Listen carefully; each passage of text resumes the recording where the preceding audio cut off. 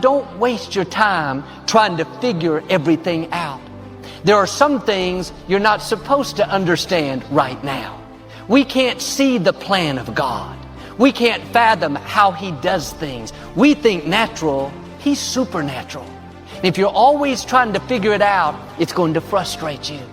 Instead of using that energy trying to understand what's happening, use it to thank God that He's working. Thank Him that He's fighting your battles. Thank Him that He's making your crooked places straight. Thank Him that you're surrounded with His favor. What are you going to do with the time you have left? What are you going to do with the time you have left? I say that if you don't reposition yourself, you could miss the best time in your life. If you don't know what time it is, time will get away from you and you won't know where it went. The worst thing in life is not money getting away from you. It's not people getting away from you. It's time. Where did it go? I am my parents' age. My mother was sitting up talking with her sisters several years ago, and they were sitting up and they were drinking some coffee. And they said, "Girl, where are all the old people?" Said, "Where's Miss Susie and Miss Helen and Miss Reggie Mae and all the old people?" And I was sitting over there thinking, y'all are the old people now. And before I could get through thinking it, they were gone. You gotta go, man. Never wait on the right time, because the right time ain't ever coming. You have to go. See, when you have these ideas of greatness, you gotta go forward, because it's not gonna be a right time. Just go, jump, take a chance. If you ever planning on soaring, you're gonna have to jump. But if you don't do it now, when you gonna do it? Do you know how much time you have left? Do it now. Take action now. Because you only got 8 years of life, by the way, just so you know. Average person lives 78. You spend 28 of those years sleeping. You spend another 3 or 4 shopping, traffic, add it up, you get 8 years. And you're not a newborn, so you got less than that. You don't need to know a little more. You need to execute a little more. You need to make some mistakes. Quit trying to be perfect. The best people I know in business, they take action when they don't know everything. You need to embrace the mess. Embrace the chaos. You're never going to know everything you think you need to know.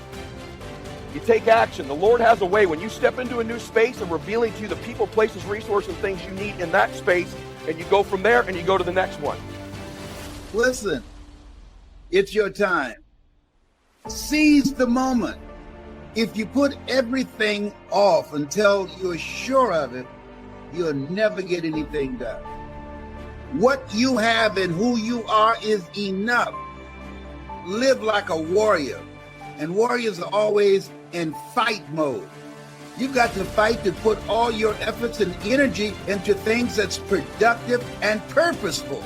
See, it doesn't take any motivation to put things off. If you put everything off till everything get right, oh, when I get all my ducks lined up, is that right? What if it's not duck season? Do what you're gonna do and do it now. Defer no time. Delays have dangerous ends. You think about that. If you focus on living where you can do more, that you can achieve more, the possibilities are unlimited. When you don't have enough courage to do what it is that you've been sent here to do, life moves on you. You were chosen to do the greater work. That's why you're still breathing. People that are hungry, they're persistent. As long as they got a pulse, they keep coming back. They might bend, but they won't break. I asked myself, if I died now, what would I be upset about? Some dream that I had that I put off, that I didn't get done. You're still here. You're still breathing. You still got a pulse. You're not a loser. You're a winner. You were born to win. You came here winning. Well, I'm depressed right now. No, you don't have the luxury of being depressed. Keep it moving. You got 8 years left. Here's how you manipulate that time. Who says a day is 24 hours? A day can be 8 hours, by the way. I started it 10 years ago. I run 8-hour days. People that are successful in a bigger hurry. You don't need to be loud and intense like me, but you got to move, think, and walk and talk faster. Speed matters. You can do it however the heck you want. But my first day, I run 3 mini days. They're actually each 6 hours. My first day is from 6 a.m. to noon. That's a day. So many years ago, I went, my day is 6 a.m. to noon. I'm trying to run a whole day schedule of calls, appointments, contacts, meetings, emails, whatever it is, from 6 a.m. to noon. Day 2 starts from noon to 6. My third day is from 6 p.m. until midnight. I get 3 days a day. I calibrate time that way. I look at time that way. I execute that way. I crush you. In today's world, the speed of internet, contacts, and you're going to compete against someone like me, you better start running mini days. You need to really start to calibrate time the way I just told you. And so some of you are going to be at your job for the first 2 days. You've got a brand new day when you leave there, and you're 6 p.m. to noon. If you're going to be a real entrepreneur, you bend time. It's a little psycho, but it's what I have. If you really want to win, you really want to be very wealthy, here's what I get. By the time you've run 2 days, I've had 6. Now stack up a month. Stack up 10 years. That's the difference. Knowledge equals execution and speed. We are living in a generation of the dumbing down of ideas. We have traded effectiveness for busyness. We are busier than any other generation we have seen in the last 300 to 400 years. And we think because we're busy, we're effective. Ask yourself, are you really being effective? Or is your life cluttered with all kinds of stuff that demands you and drains you and stops you from being your highest and best self? And are you substituting busyness from being effective? Let me tell you, a bunch of scientists got together. They began to do some research that the average person only spends 20% of their time doing the thing that they are really passionate about, excited to do, and the rest of it is all the dismal, dumb stuff that we all have to do in order to survive. Wonder what would happen if we would switch those numbers around and only give 20% of our time to the things that we have to do and 80% of our time to the thing that we were created to do. Think about it a minute. There's a lot of things you could take from me and I could make it. You could take my suit, I got another one. You could take my house, I could get another house. But when you take my time, you have taken something from me that is totally irreplaceable. Time is more valuable than money. You can get more money, but unfortunately you can't get more time. I wouldn't waste one of my days, not for anybody, not for anything. Once I understood how valuable they were, I don't waste any. We know how to manage our money. We know how to repair our houses. We do everything except the most important thing is to value our time. It takes time to be creative. If you had time, you would be creative. But in the absence of time and with busyness and clutter, it's taking you away from what you are gifted and creative to do. We have an opportunity to learn how to maximize our lives. And think of yourself as a precious commodity that you are going to reserve your energy for your highest and best use. If you are doing anything that somebody else in your life could do, you are not reserving yourself for your highest and best use. You're missing your life, your purpose, your excitement, your enthusiasm. Understand that every moment is a gift, every second is a gift, every opportunity is a gift, everybody you meet is a gift. Begin to maximize what you've got. You gotta rise up. You gotta make your dreams a reality and live a damn masterpiece. You gotta make a decision. What's the decision? What's the thing you came here for? The clock is ticking.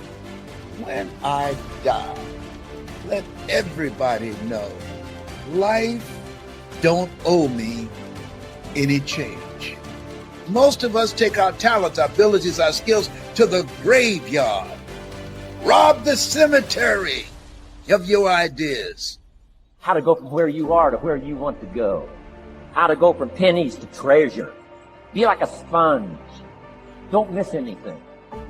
Most people are just trying to get through the day. Here's what I want you to be committed to do. Learn to get from the day. What a difference that'll make in your future. Commit yourself to learning. Commit yourself to absorbing. Don't be casual in getting it. Casualness leads to casualness. Think about most of your fears, most of your anxieties. Very few of them are in the right here, right now. They're usually horrible things that happened in the past that we'd like to avoid happening again in the present, or they're scary things that maybe could happen in the future, right? And we'd like to steer around it. When we end up in the deep now, when time gets shut down in a flow state, anxiety disappears. Your stress hormones flood out of your system.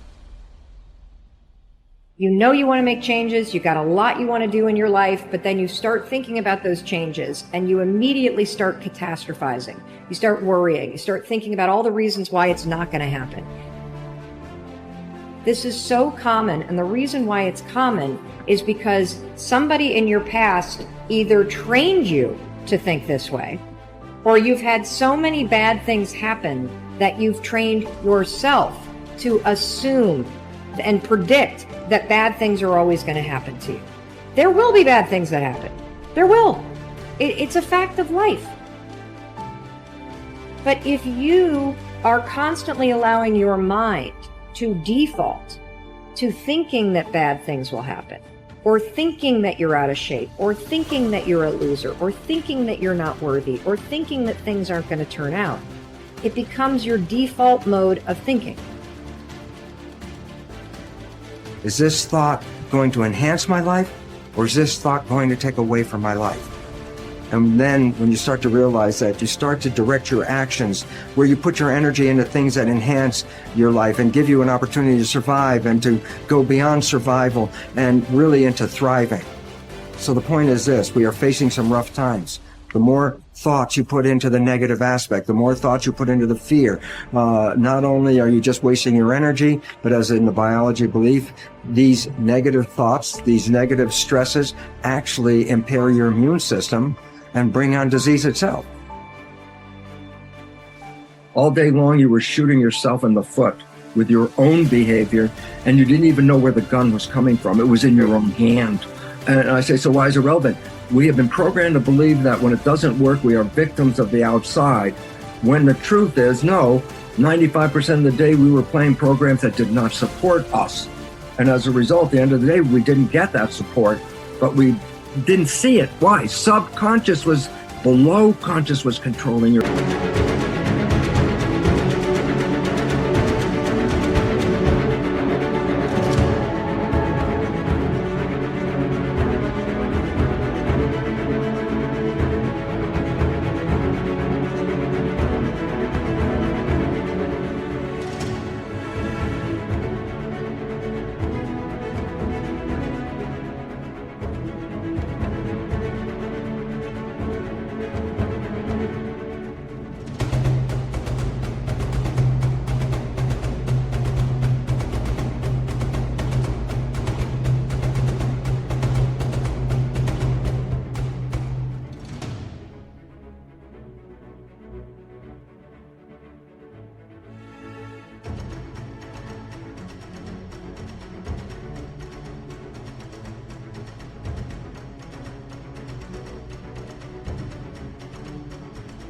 life.